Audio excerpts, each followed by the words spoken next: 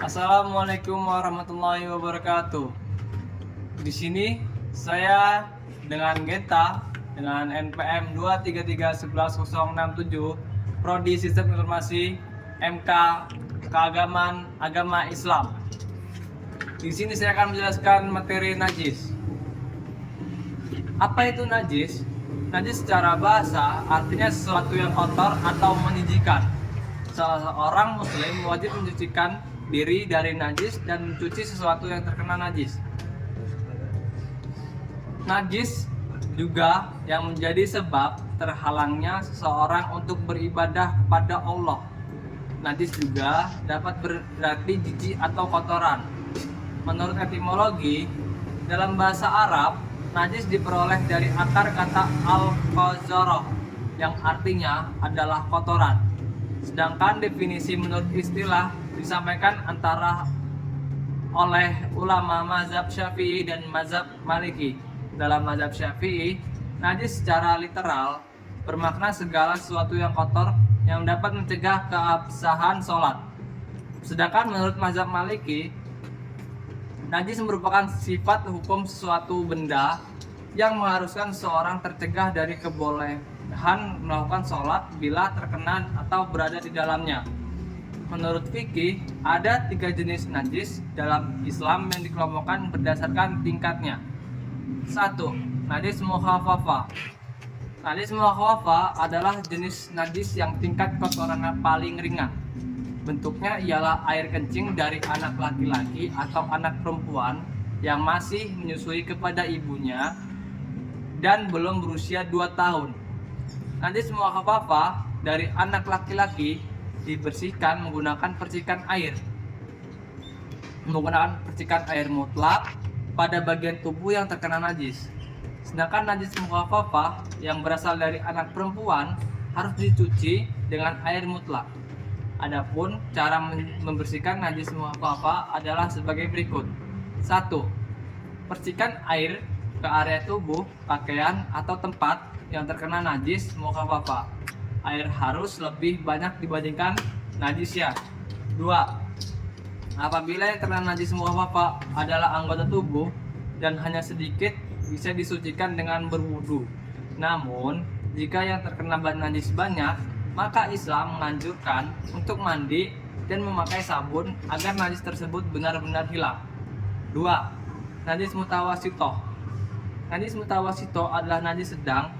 Contohnya, segala sesuatu yang keluar dari kubul dan dubur manusia atau binatang, terkecuali air mani.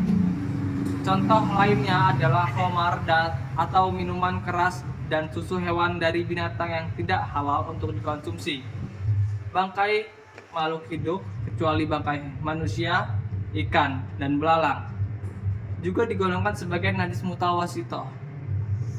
Najis mutawasitoh dibedakan kembali menjadi 2 jenis, yaitu najis ainiyah, najis yang masih ada wujudnya. Contohnya, air kencing yang masih terlihat dengan jelas wujud dan baunya. Cara membersihkannya adalah dengan 3 kali mencuci menggunakan air, lalu ditutup dengan menyiram lebih banyak pada bagian yang terkena najis. 2. Najis hukmiyah, najis yang tidak bisa dilihat rupanya, tidak berbau, dan tidak ada rasa. Contohnya, air kencing bayi yang telah mengering sehingga tidak meninggalkan bekas apapun. Cara membersihkannya cukup menggunakan air mengalir dengan volume yang lebih besar daripada najis tersebut. 3. Najis mughalazoh. Najis mughalazoh merupakan najis berat. Contohnya adalah anjing, babi, dan darah. Apabila bagian tubuh atau pakaian tersentuh oleh babi, terkena air liur dari anjing, atau terkena darah baik secara sengaja ataupun tidak disengaja, maka itu termasuk dari najis berat. Cara untuk membersihkan najis besar adalah dengan membasuh bagian yang terkena najis sebanyak 7 kali. Salah satu dari ke-7 basuhan tersebut harus menggunakan air yang tercampur dengan debu atau tanah, lalu disusul dengan membasuhnya menggunakan air.